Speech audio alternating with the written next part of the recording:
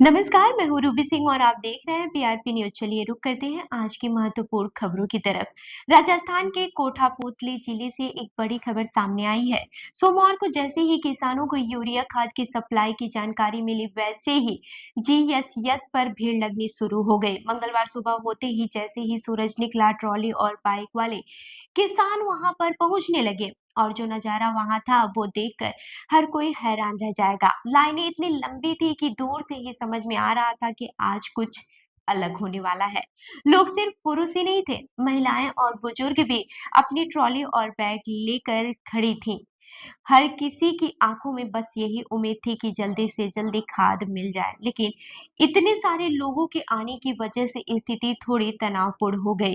GSS के बाहर service lane पर लंबा जाम लग गया, गाड़ियों की रफ्तार थम गई और सड़क से गुजरने वाले लोगों को भी काफी परेशानी हुई। वहीं लाइन में खड़े लोगों में हल्की बहस भी देखने को मिली। कुछ लोग बोल रहे थे कि पहले किसे मिलेगा, लेकिन मौके पर मौजूद स्टाफ ने स्थिति संभाल ली और सबको शांति से लाइन में खड़ा रहने के लिए कहा। लेकिन किसानों की परेशानियां सिर्फ इंतजार तक ही सीमित नहीं थी।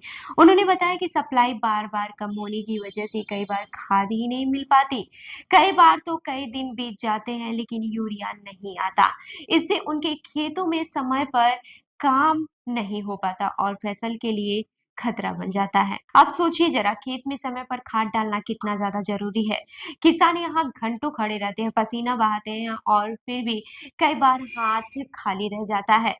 ये सिर्फ एक लाइन नहीं बल्कि मेहनत, उम्मीद और मुश्किलों की कहानी है। ट्रॉली, बाइक और अपने छोटे छोटे सामान के साथ लोग बस यही सोचते हैं कि आज उनका नंबर आए और यूरिया मिल जाए। तो ये कहानी सिर्फ कोठापुतली की नहीं है, बल्कि पूरे राजस्थान में कई जगह ऐसे भी हालात बनते रहे हैं।